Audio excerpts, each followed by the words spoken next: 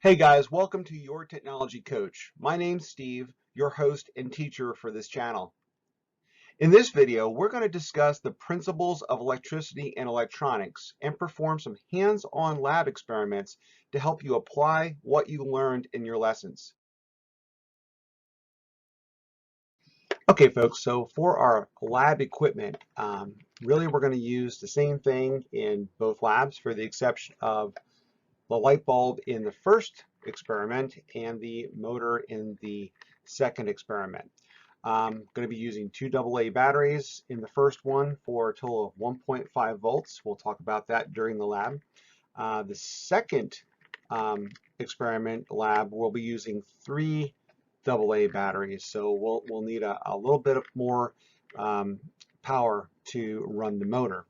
Conductors, which is just basically copper wire, a switch, and if you have a multimeter, it'd be good to have. It's optional. You don't need one of these to do the experiment, but it will give you a good idea of what voltages are on your batteries and on the load.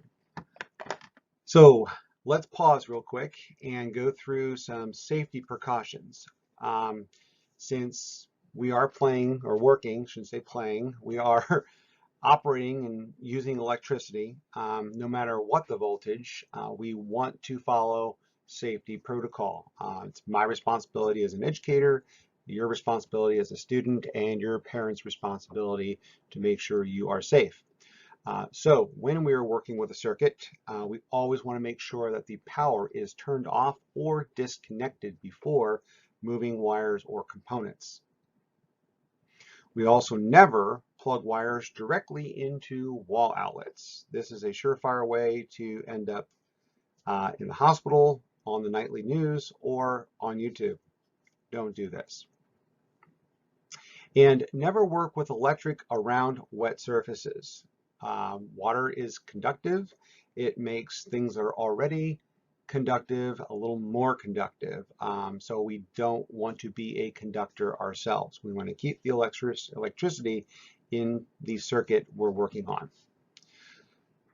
We want to always get permission or some kind of authorization when we're working in a classroom or at home from parents or teachers when we're working with electric or tools around electric.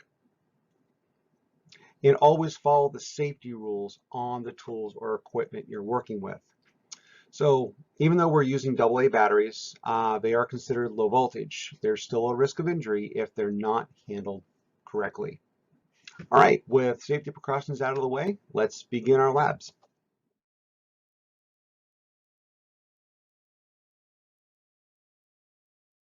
All right, so here we go with our first lab experiment. This is going to be using the Snap Circuit kit that is put out by Elenco. It's one that I kind of used a lot with our kids when we were doing some homeschooling.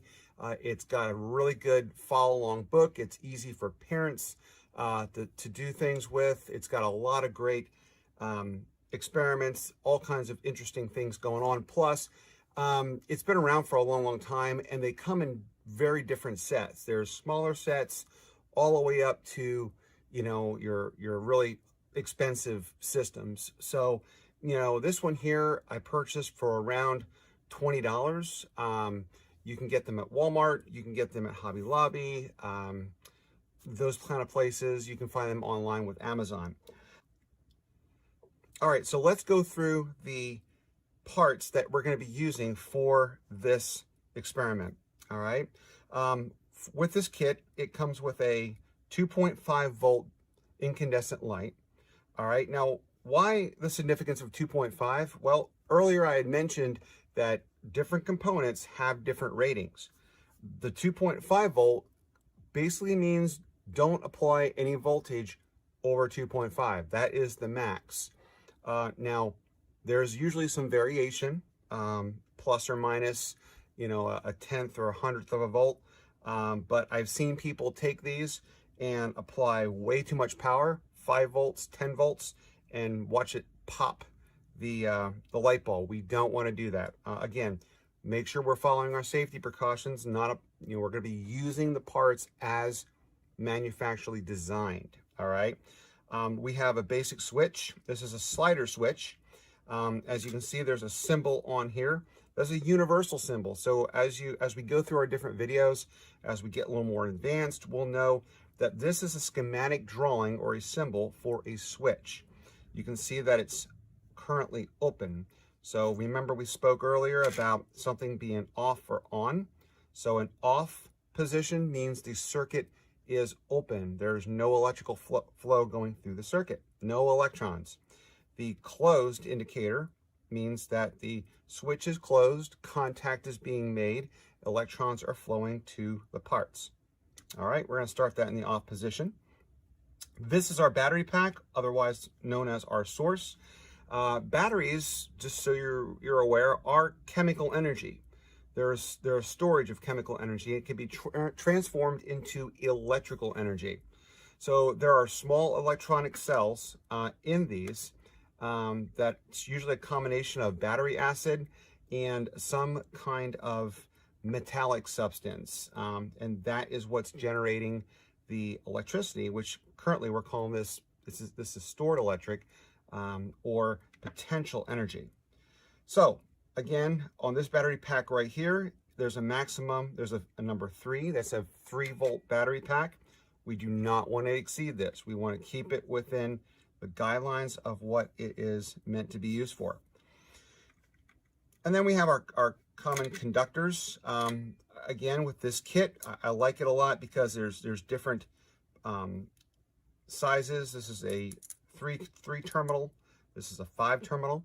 So they're easy to put together. They're easy to identify.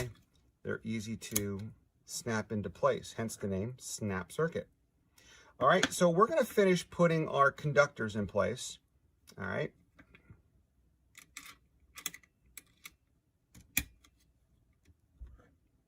Okay, so we have our first conductor here going from our positive terminal of our battery pack to the terminal of the incandescent light.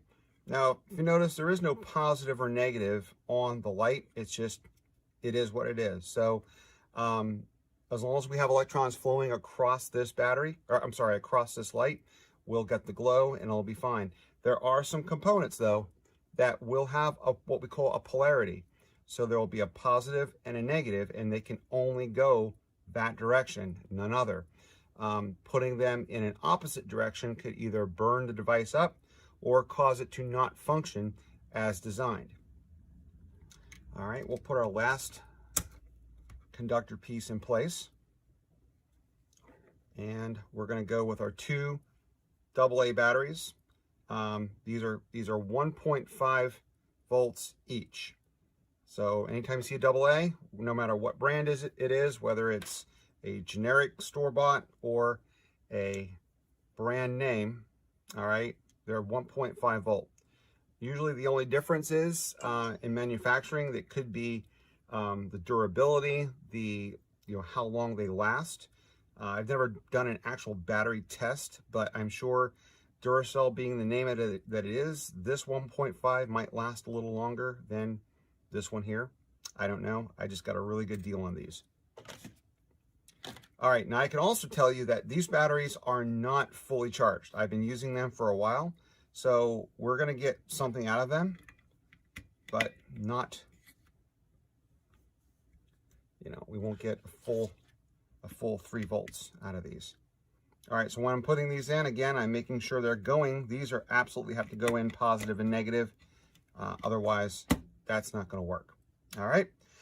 So I did mention that an optional item would be a multimeter. Now a multimeter is a tool, is a designed for a purpose, and basically this one here will tell me the volts going across the circuit, indicated here, and it will also tell me the resistance of a specific circuit or device.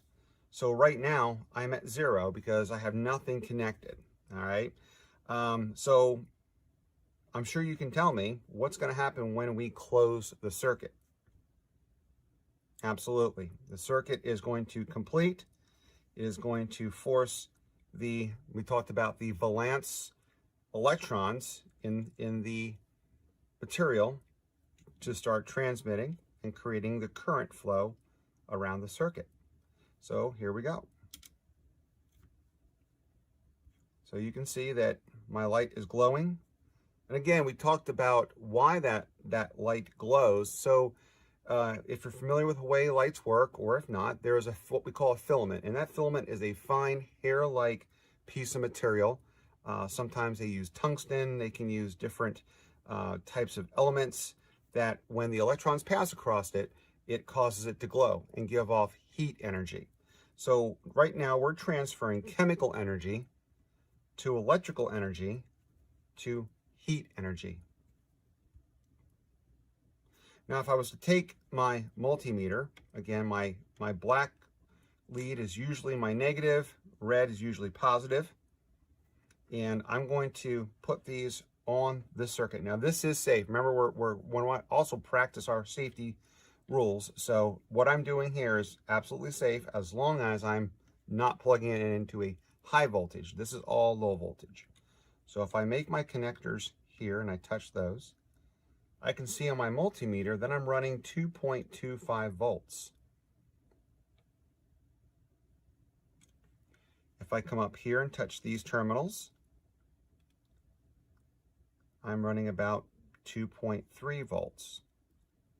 Now that's because there's resistance, all right? We do have a slowing down, or resistance is basically the slowing down or restricting of electrons from movement. So if I'm going across this lead here, which this is a resistor, my voltage is going to be smaller than what it is coming out of the battery pack.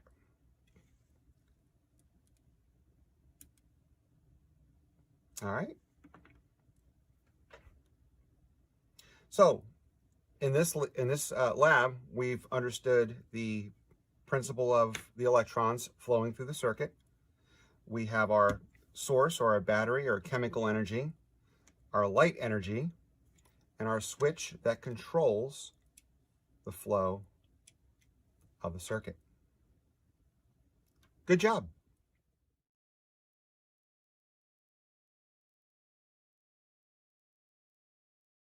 All right, so our second lab is going to be everything that we just did in the first lab, except we're replacing the incandescent light with a motor. All right, so previously we took the chemical energy and turned it into light or heat energy. This time we're going to be taking the potential chemical energy and turning it into mechanical energy. All right, so if you notice too, I did swap out the battery pack. That's because, again, when we use components of different types and different sizes, they require different voltages. All right, so this device takes a little more power. This 1.5 times 3 adds up to 4.5 volts. So we need at least 4.5 volts to operate the motor here. So in order to be able to see the motor, I'm going to be putting this little pinwheel on there. All right. So as we go through this, I'm going to put my terminals back on. Now, also, this is polarity sensitive. Now, from a perspective of damage, it won't really occur on this type of motor. First of all, it's a very small voltage, and there's nothing really going to be connected to this that's going to damage or injure something if I was to reverse the polarity on these circuits. The only thing it will do, though, is if I have this connected here, all right, and I have my positive to my positive, my negative to my negative, and I turn this on, it operates the battery, or it operates the motor, and it's hard to see, but it's going in a clockwise direction. I wish I could slow it down, but it is going in a clockwise direction. If I was to take this, oops, look at that, and reverse it, where I was putting my negative to my positive, and my positive to my negative, if I can get that on there right, you would see that it is going counterclockwise. And when we get into our motor part of this series, we'll understand a little bit about why that happens. But essentially, there is a wound coil inside this motor that operates on magnetic energy. But we'll talk about that in a different series. But reversing the polarity also reverses the direction that the motor is turning. So we're going to put it back to where it was. All right, so we're got everything put back together. We have the motor ready to go, and I'm going to just put this little pinwheel back on here so we can actually see what's going to happen, what's going on there. I am going to go ahead and test the batteries one more time. I'm going to go across the two leads here, and I'm getting 4.3 volts. All right, 4.3 total volts right there. So I'm definitely within the 4.5 range. I'm not going to explode the motor. So everything seems to be safe. I've made my changes with the circuit turned off, and I'm ready to launch this circuit. So here we go. You can do a drum roll if you'd like to, but I don't think it's necessary. There we go. All right, I'm going to turn it off.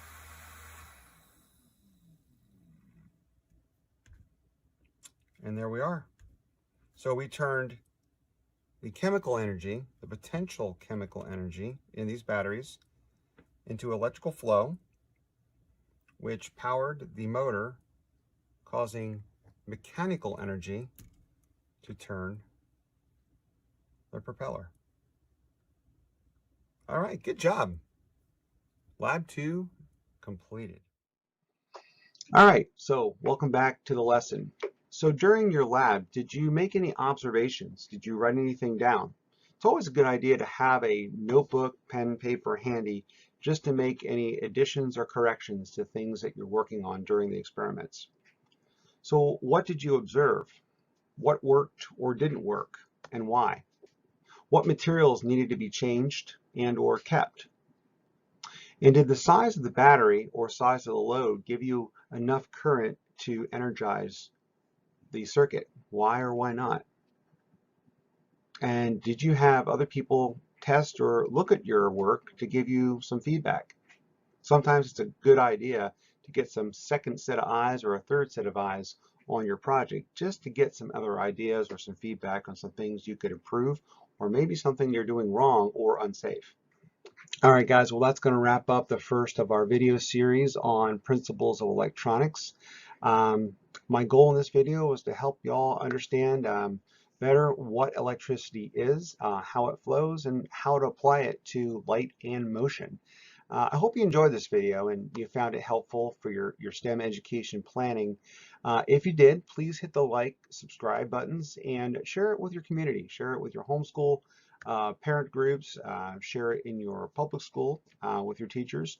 Also, please comment below if you have questions or feedback. We'd love to hear that. We'd love to hear suggestions on future videos. Also, there are links below in the description that will show you where to go for doing some research on some famous inventors, famous researchers, Thomas Edison, Alessandro Volta, Nikola Tesla, as well as links that will take you to the purchase pages or product details for the kits that we used in today's videos. So again, thank you for watching. My name's Steve, your host and teacher for the Technology Coach.